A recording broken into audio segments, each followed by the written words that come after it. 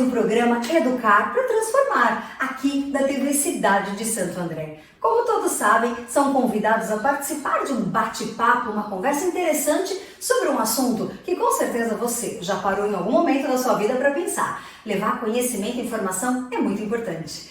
Meus amores, hoje eu tô aqui com um tema que já me pediram também algumas vezes. Ju, traz aí alguém importante do ramo, alguém que já estudou sobre frustração. Pois é, meus amores, frustração necessária? Será que frustração é algo que é importante? O que é se frustrar? E para falar sobre esse assunto, eu trouxe aqui meu amigo Felipe Perim, há muitos e muitos anos, e um excelente psicanalista e escritor também. Fê, seja muito bem-vindo ao meu programa. Obrigado, Ju, obrigado pelo convite. Oi, pessoal. Vamos lá, vamos falar sobre frustração, né? Puxa vida. É um tema complicado, controverso, mas vamos lá. Controverso. Ô Fê, conta um pouquinho para o pessoal, para eles te conhecerem um pouco sobre a sua jornada até o momento, porque o Felipe, para quem o conhece, ele não foi sempre um psicanalista, ele teve outros trabalhos, e o que eu gostaria até eu de saber, o que o fez chegar na psicanálise hoje, Fê? O que me fez... Bom, boa pergunta. Eu tive algumas formações acadêmicas, né? Me formei em comunicação social, também fiz faculdade de biologia. Fui para a psicanálise como uma área de interesse que eu nunca havia de fato pensado em clinicar. Aí comecei a estudar psicanálise na Sociedade Paulista de Psicanálise, comecei minha análise lá mesmo. Depois fui me interessando muito pela área, fiz uma parte de estudo acadêmico, depois fui para Buenos Aires fazer um mestrado em psicanálise. E aí fui me interessando muito pela clínica, né? A clínica psicanalítica hoje em dia é uma coisa que me prende muito, acho muito interessante, é muito viva. Eu brinco com os meus pacientes, né, ou analisandos, que eu acredito que tem sessões que eu deveria pagá-los, porque a gente aprende muito, né? A experiência clínica, ouvir as histórias, né, que cada um tem para falar sobre si, para falar sobre a própria vida é muito enriquecedor. Puxa vida. E é isso. Desde então sou clínico em psicanálise, né? Trabalho com crianças, adolescentes, adultos, idosos. Há quanto tempo, Fê, que você está nessa jornada de psicanalista? Nossa. Psicanálise? Faz mais, acho que uns 10 anos por aí. Faz uns 10 anos, mais ou menos, uns 10 anos. Vida. Uns 10 anos. Fê, esse assunto que hoje estou trazendo para o pessoal, e eu convidei você, que aliás, esse programa e com certeza muitos outros você vai participar com a gente. O tema frustração é um assunto que particularmente sempre me chamou a atenção, porque como todos sabem, sou educadora, e é um assunto que a gente percebe o quão ele mexe com os pais. Na sua visão, como psicanalista, você acha que há um certo desejo dos pais de evitar a frustração, de repente não vê-la como talvez uma parte da vida, né? Frustrar-se? Como que é para você essa visão dos pais aí, quanto à frustração dos filhos?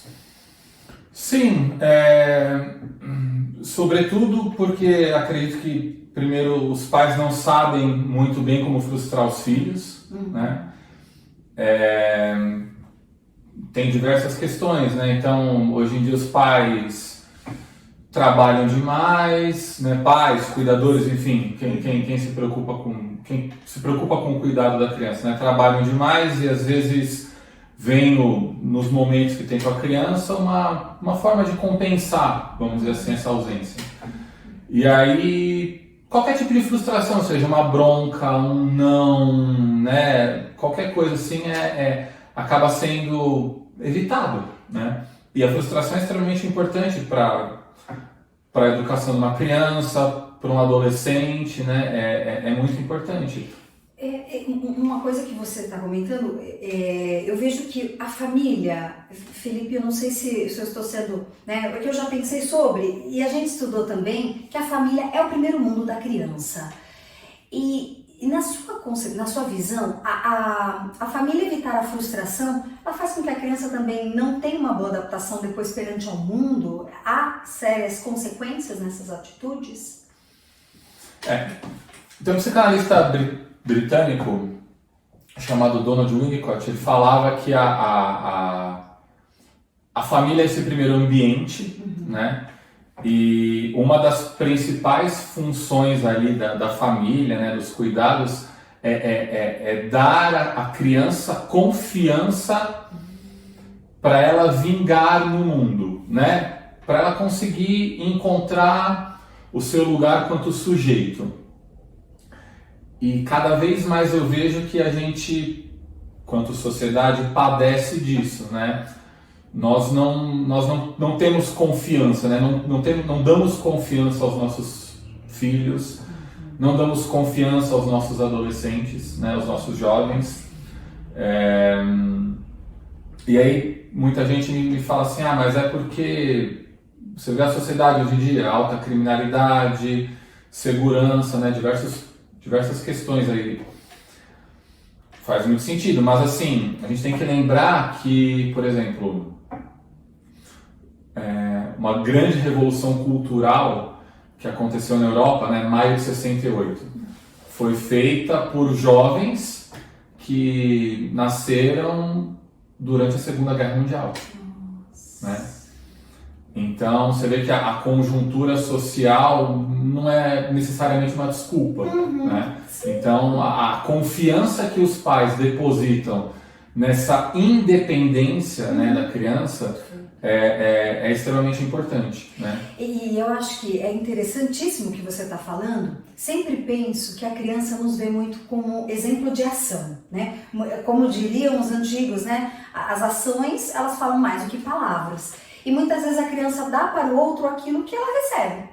Então, se a criança não recebe a confiança dos pais, ela também acaba não confiando no outro e vira aquele universo de desconfianças, e talvez isso também contribua para uma sociedade instável, talvez? Sim. Sim.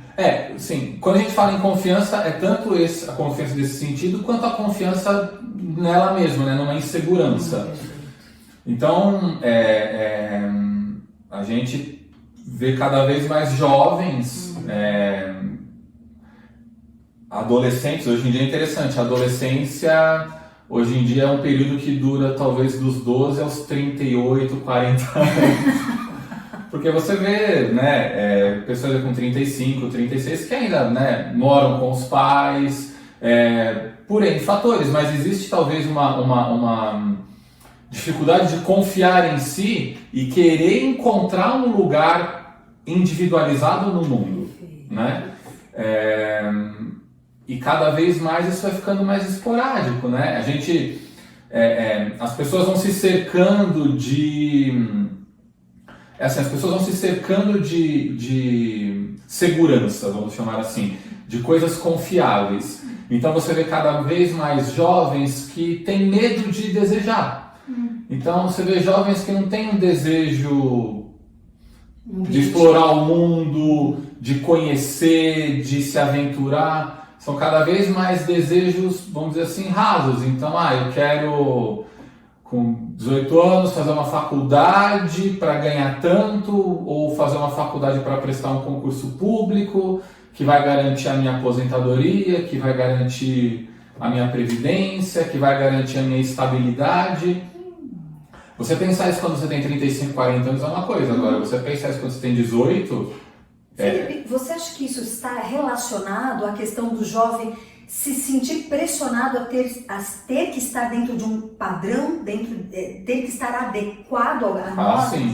Sim, isso com certeza. Poxa, isso é muito triste. É como se não houvesse aquela vontade de ter o seu eu florescido, né? E é como se eu tivesse que ser igual ao que meu pai foi e assim por diante, ou pelo menos eu almejo, por exemplo, um bom salário, porque o importante é ter o dinheiro e conseguir o material, talvez até o que o pai, de repente, possa almejar para o filho, e ele acaba não tendo sonhos próprios. Isso está ligado a, por exemplo, uma criança que foi, de repente, criada num ambiente que evite a frustração? Sim. A frustração, ela é extremamente importante porque se os pais, cuidadores, né, eles podem não frustrar o filho, né? O mundo vai frustrar de alguma forma, né? Talvez a família seja ali um primeiro lugar, né, onde essa frustração pode ser vivenciada de uma maneira mais adequada, vamos chamar assim, né? Não tão rígida, né, como o mundo, né? Então, você vê, por exemplo, eu vejo no consultório, né, adultos que lidam muito mal com qualquer tipo de frustração, ou muitas vezes a gente vem em psicanálise e tem um tipo de frustração, vamos chamar assim, mais, vamos dizer assim, mais forte, que a gente chama de privação, né? Então você vê muitos adultos que não conseguem lidar com a privação, né? Que são as impossibilidades da vida, né? Existe uma série de impossibilidades. E aí você vê adultos que não conseguem lidar com isso, né? E muitos se vêm de uma educação não só da família, né? Mas estrutural. Você é psicopedagoga. Você há de confirmar comigo que conforme foram passando os anos, cada vez mais foi se tirando a autoridade do professor, né? E o professor era uma dessas figuras que frustra, né? E que mostra ali ao aluno, dentro do contexto da sala de aula, uma série de impossibilidades, né? Tanto na impossibilidade com a relação ao outro, impossibilidade quanto a própria forma de aprender, os próprios conhecimentos, né? Isso foi se perdendo, né? Nossa, isso é total verdade, né? Todos sabem disso, sabemos.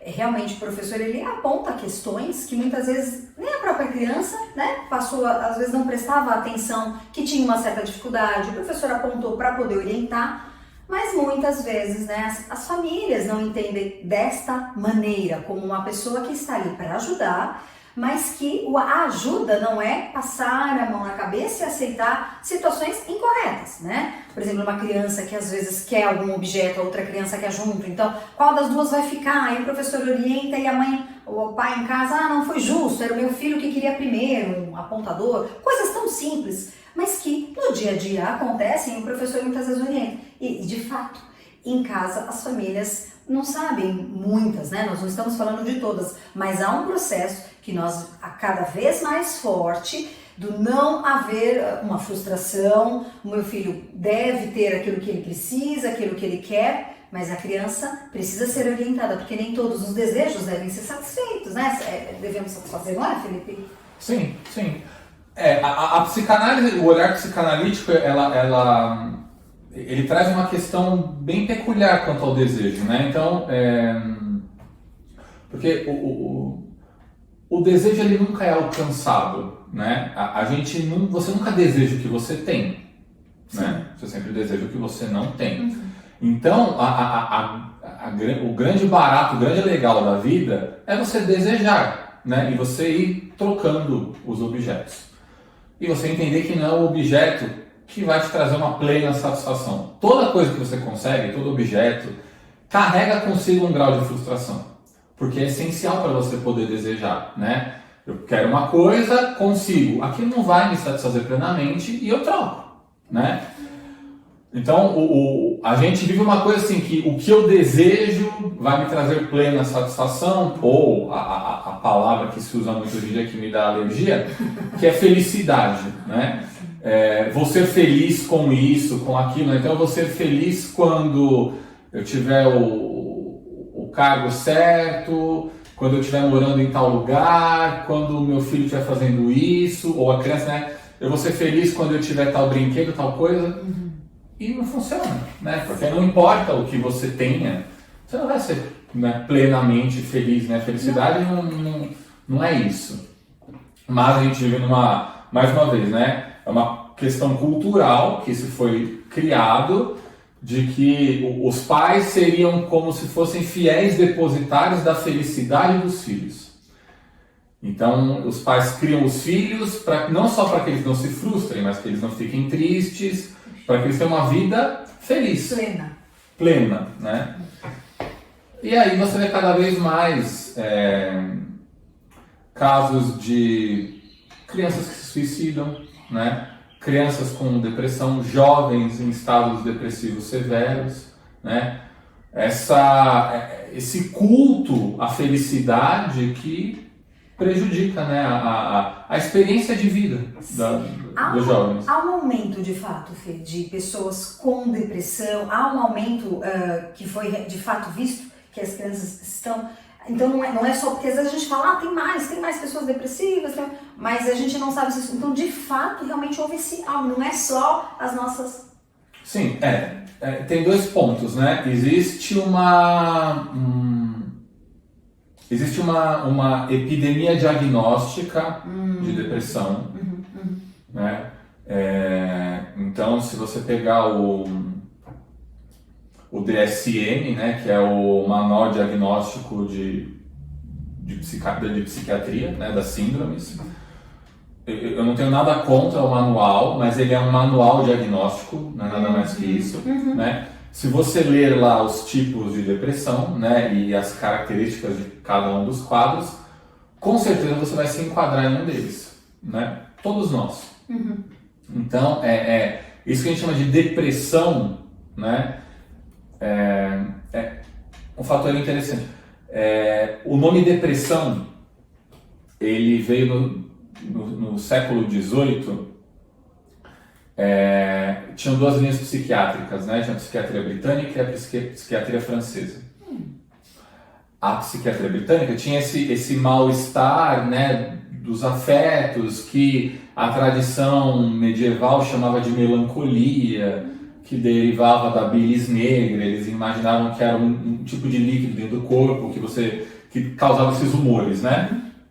Isso foi se mudando com os estudos, e aí tinha uma questão de como chamar essa questão desse humor, né? Esse humor que a pessoa vê o mundo de uma forma mais triste, enfim. A psiquiatria britânica veio com o nome de depression, né? Que é herdeiro da cardiologia. Ou seja, como se, né, o depression seria o órgão, né, o corpo, em um estado depressivo, ou seja, ele está abaixo do funcionamento adequado dele. Certo. Esse é um tipo de nomenclatura. A linha, por exemplo, da psiquiatria que perdeu, que foi a psiquiatria francesa, tinha como sugestão o nome de lipimania. Mania é excesso, né? E lip são afetos, emoções, né? Então você vê que a nomenclatura que ganhou dá a ideia de que quando você está deprimido, você está com uma baixa, né? Uma quantidade menor, né, depressiva de sentimentos, de afetos com relação ao mundo. Mas tem uma outra visão que é o contrário, né? Que seria um excesso. Sim, nossa, que interessante. De afetos, não um excesso de sentimentos, né? Uma pessoa que vê o mundo de uma forma muito mais subjetiva, com muito mais significado do que outras. Nossa, Felipe, que interessante. E você falou uma coisa que de fato é muito polêmico, essa questão do diagnóstico. A gente vê, muitas vezes, infelizmente nós vamos ter em todas as categorias profissionais que são excelentes, que prezam pela ética profissional, zelo, e outros que nem tanto. E muitas vezes há diagnósticos errados, né? E aí o que mais me preocupa é quando entra a questão da medicação também. Então você vê jovens que não sabem lidar com a frustração, você vê aquela série de crianças e adolescentes que vão lidando cada vez pior com essas questões que querem conseguir algo e não conseguem, muitas vezes são coisas simples, tal. Quando as coisas pioram, por exemplo, um trabalho, o primeiro trabalho do adolescente, mandado embora, ou não, né, não deu certo, o que acontece muito, né, a gente leva muito mais não do que sim, e aí vai para profissionais que não são talvez, né, tão adequados e acontece o diagnóstico errado e já vem a medicação. Como que você vê isso hoje em dia? Essa questão tá realmente, na sua opinião, isso tem acontecido muito desses jovens aí com diagnósticos errados? Sim, eu não diria assim. Eu acho que quando essa epidemia diagnóstica tem uma questão de que quando você vai a um médico, né? Quando qualquer um de nós vai a um médico, a gente busca um diagnóstico. Sim. Né? Isso acalma a nossa angústia, né? E então, às vezes, o jovem, o adulto, enfim, ele se apega ao diagnóstico, né? Então, quantas vezes eu já ouvi no consultório, né? porque eu sou depressivo, e aí vira uma característica da pessoa, né? Vira uma característica da personalidade. No discurso, a pessoa se nomeia como depressivo, né? E a questão medicamentosa, eu não tenho nada contra a medicação, acho que tem casos que realmente são necessários, né? Mas a medicação traz aquilo que a gente veio falando, né? Ela, digamos assim, ela pasteuriza as emoções, né? Então, você vê o mundo de uma forma igual, né? Vê o mundo num tom pastel, né? Não é muito exacerbado nem a tristeza nem a alegria, né? Então você leva o mundo ali, vai em banho-maria, sim, vai empurrando, né? Você vai empurrando. Tem casos em que a medicação realmente é necessária, até porque tem casos em que depressões muito severas, por exemplo, a pessoa não conseguiria nem fazer uma psicoterapia, né? Se ela não tivesse medicada. Agora, tem muitos casos em que uma boa psicoterapia, muitas vezes uma boa conversa, né, um bom entendimento e um olhar crítico, né, para a situação ajudaria a pessoa, né? Não precisaria, no caso, entrar na medicação. Sim. E a gente vê que muitas vezes há uma grande quantidade, eu percebo, de oportunidades que o jovem vai perdendo por não ter, por exemplo, aí o desejo de ir adiante, de experimentar a vida, dessa experiência que até você comentou antes, que a gente conversou também sobre o assunto muito interessante, tem um nome, né? Essa experiência aí com o mundo, sentir. Sim. Conta um pouquinho, o que né, na sua visão aí da psicanálise mesmo, o que está faltando aí talvez para esses jovens? Sim. Não acho nem só que falta para os jovens, né? Acho que falta para todo mundo, né? Crianças, jovens, adultos, né? É uma experiência estética do mundo, né? A palavra estética vem de estésis do grego, né? Que são os sentidos. E a gente perde isso, né? A gente vem perdendo isso. Eu falo muito com os meus analisandos, os meus pacientes, né? Quando é propício dentro da sessão, eu faço esse exercício, né? Então, por exemplo, vou atendê-los à noite e pergunto, o que você almoçou hoje? Aí a pessoa quando tem, né, fala assim, almocei arroz, feijão, bife, quando tem uma boa situação econômica, porque o preço da carne hoje, o bife, né, não é todo mundo, mas arroz, feijão, bife e sei lá, e batata frita. Legal. Quando lembra, porque não é infrequente a pessoa nem lembrar o que almoçou. Mas quando lembra o que almoçou, e me fala o cardápio, eu pergunto, legal, como que era o sabor desse bife que você comeu? Né? E a pessoa ou não sabe, né, ou fala, é bife, gosto de bife, né? E o bife que você come é diferente do bife que eu como, né? Então vai se perdendo essa experiência do sentido, né? Você degustou, você experimentou a comida que você comeu, né? Você estava assistindo uma série, qual é a sua experiência ali de assistir a série, né? Ou você estava assistindo a série e respondendo o WhatsApp ao mesmo tempo, né? Você foi andar no parque, caminhar no parque, legal, o que você viu no parque, né?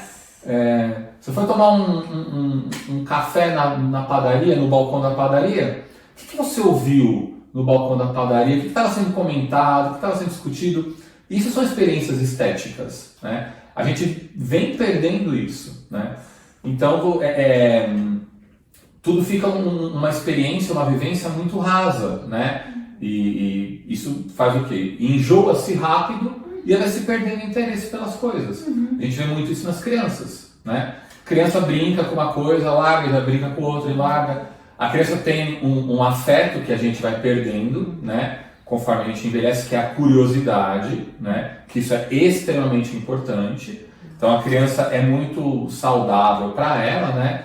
Mas conforme vai passando o tempo, é muito importante e tendo curiosidade para o aprofundamento de algo, né? Então, esses dias, por exemplo, parece muito estranho eu falar, né? Mas eu pedi ao meu filho para jogar videogame. Porque se não, ele vai ficar no YouTube vendo YouTubers e tal, jogando videogame. Que é o que muitas crianças fazem, né? Então elas não jogam mais o videogame. Aí eu sou de uma geração que a gente... E jogar videogame pode parecer estranho, mas era uma experiência estética. Por quê? Eu ia jogar videogame, era uma experiência de compartilhamento. Então eu jogava com os amigos, um ia na casa do outro, a gente dividia. Hoje em dia, quando meu filho vai jogar videogame com o amigo, joga-se cada um na sua própria casa, né? A internet possibilita isso. Em tempos de pandemia é ótimo, mas é muito importante que a gente entenda que esse compartilhamento das experiências é muito importante. E aí eu falei pro meu filho, não é mais legal você jogar você jogar o jogo do que ver alguém jogando? Nossa, mas que coisa! Né? Porque como é que a gente, quanto adulto, não faz isso? Né? Então, eu adoro viajar. O que você vai fazer? Você vai ficar vendo Instagram de pessoas viajando. Né? E aí quando você vai viajar, você vai querer registrar aquilo numa imagem e não vai vivenciar essa experiência estética. Pô, você vai num museu, como é que foi pintada tal obra, como é que foi construído tal pilar, como é que foi assentado tal piso naquela época, como eles, né? Isso é uma experiência estética. A gente vai perdendo isso. Então você cada vez mais os turistas parece que eles querem, quando a gente viaja, né? É muito comum, as pessoas fazem meio que check, né? Eu vou em pontos turísticos, não se interessam muito por aquilo. O importante é mostrar que foi. Né? Nossa, que superficialidade. E a gente vê isso nas crianças, né? Então, é um espelho, né? Somos espelhos um do outro. Então, as crianças estão repetindo coisas que nós estamos fazendo. Nossa, é um assunto tão complexo e me vem muito à cabeça. Eu tenho certeza que para você também, aí que está nos assistindo. Uma coisa que me deixa extremamente incomodada é quando eu vou a um restaurante e quando eu sento com o Fábio, meu noivo, meu marido, meu companheiro, Felipe é nosso amigo há muitos anos, então o Fê sabe disso. Quando a gente senta para conversar, para consumir algo, comer, a gente está junto, em parceria.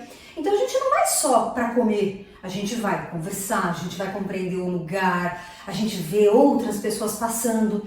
E me deixa incomodada quando eu vejo outras mesas, parece que nem há pessoas, porque estão todos ali, por exemplo, no WhatsApp. WhatsApp não é mídia social. Na verdade, eu nem sei aonde eles estão, mas estão ali plugados em algum outro lugar que não é ali.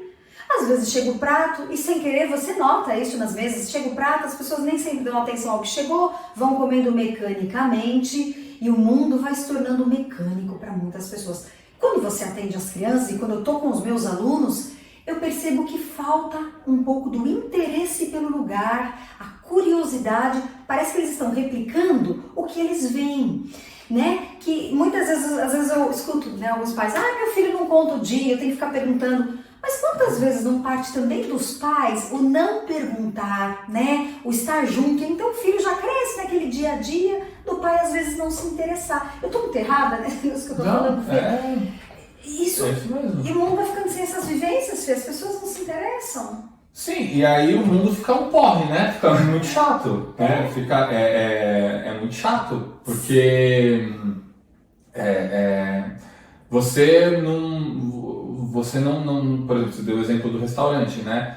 Então, ali não é uma experiência, você está só engolindo aquilo, né? Você come, e aí assim, né? Essa é a grande coisa que nos diferencia dos animais, né?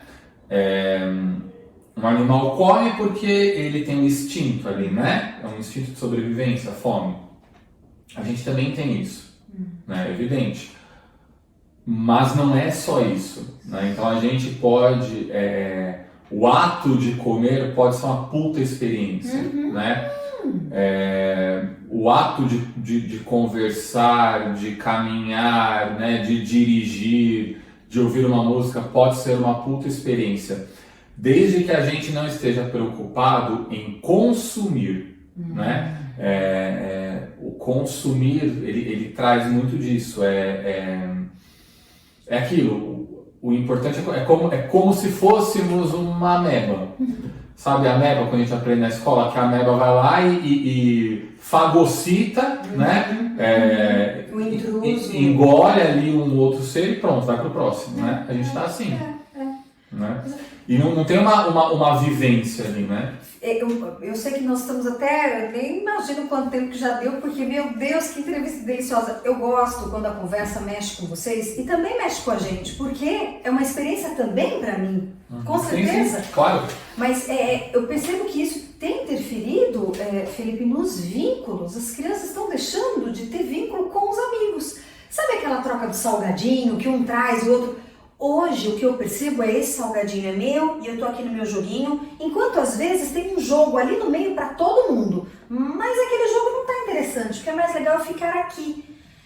É como se ir para a escola eu vou, ou ir para um curso eu vou, mas o grupo ali não é tão interessante quanto, por exemplo, foi para mim e para muitos que estão assistindo aí.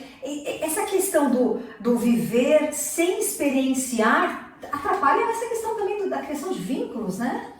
Sim. Existe um termo na sociologia, né, nos estudos da sociologia, que um pouco disso do que você falou, que se chama a lógica do condomínio. Nossa. Então você imagina que funciona como um condomínio mesmo. Então eu vou me cercar de coisas iguais, né, semelhantes a mim, ao que eu penso, ao meu estilo de vida, ao meu jeito de ver o mundo, né? Para não me frustrar. E eu crio um muro em volta disso, como se fosse um condomínio mesmo. Um condomínio só de coisas iguais, coisas parecidas, né? Como um condomínio mesmo. E o que acontece? Tudo que é externo a isso, né, é ameaçador, é perigoso, eu evito, né? Eu me protejo daquilo. Só que uma hora ou outra eu vou ter que sair desse condomínio, né? Então isso é uma coisa individual, é uma coisa social, né?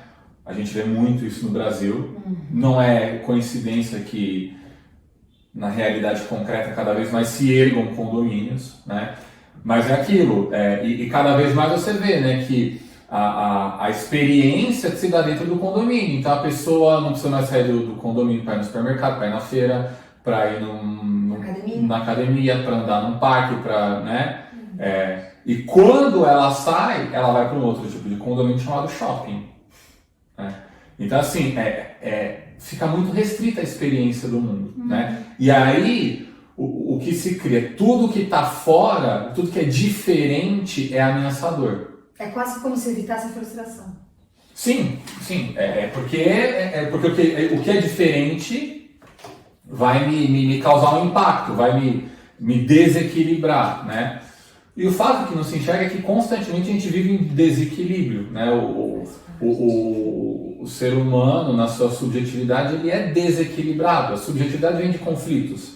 Nós estamos constantemente em conflitos. Então esse equilíbrio que se busca, né, não existe, né? Nossa.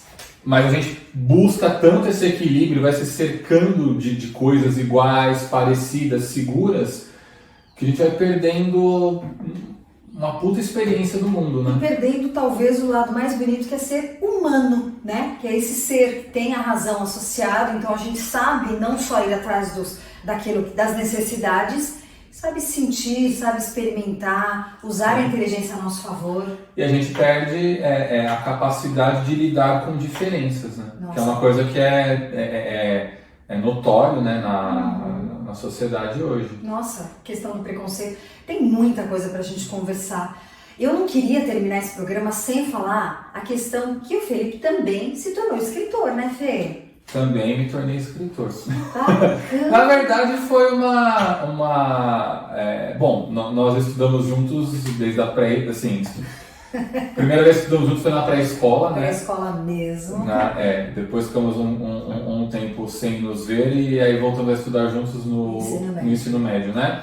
Mas eu sempre gostei de escrever, né? Escrevo poemas, né? Primeira vez que eu escrevi foi na quinta série, durante uma aula de português, acho. Eu escrevi um poema, né? E um dia desses, olhando cadernos, coisas antigas, eu achei o poema. Que legal! E aí foi muito legal esse reencontro, né? E você vê que é interessante, né? Como, na quinta série, né?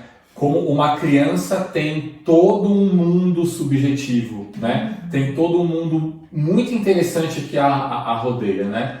Por isso que é muito importante o trabalho dos pais de dar confiança para a criança explorar sozinha, por ela mesma, esse mundo, né? De alguma maneira eu consegui fazer isso na quinta série, quando eu escrevi um poema. Que está nesse livrinho que eu te dei, que foram 2 antologias que eu participei, né? Saiu pela editora Literatura em Cena, que é do meu amigo... os 2 saíram pela Literatura em Cena, né? Tem, se não me engano, são 10 poemas de diversos autores. A gente fez na pandemia, né? Durante a pandemia, esses livros. É da editora Literatura em Cena, do meu amigo Eduardo, lá de Bom Despacho, ele é de lá, sim. E nessa primeira antologia das flores é que está esse poema, o poema da quinta série. Fê, depois eu quero ver se você aceitaria vir para um programa para falar um pouco dessa questão poética. Foi um prazer. E este outro, Quarentena Poética, Palavras que Abraçam. Sim, foi muito legal, porque na pandemia foi uma época da gente trocar, né? Com esses autores, ler a poesia um do outro, entender de alguma forma como que cada um estava vivenciando aquele momento de quarentena, de ficar em casa, né, de manter-se recluso e afastado de contato social, enfim. Foi bem legal. Ainda mais para a geração nossa que tinha muita interação, vínculo, né? Sim. Foi mais difícil ainda, as gerações anteriores à nossa, né? Sim, com certeza. Muito obrigada pela tua presença. Eu que agradeço o convite, muito obrigado pela conversa, foi muito boa. E convidando novamente, estarei aqui. Obrigado. Obrigada pela confiança sua no nosso programa, estar aqui. Eu que agradeço. Obrigada a vocês que estão aqui assistindo ao nosso programa, sempre aprendendo a como educar para transformar, aqui na TV Cidade de Santo André. Um abraço e até a próxima!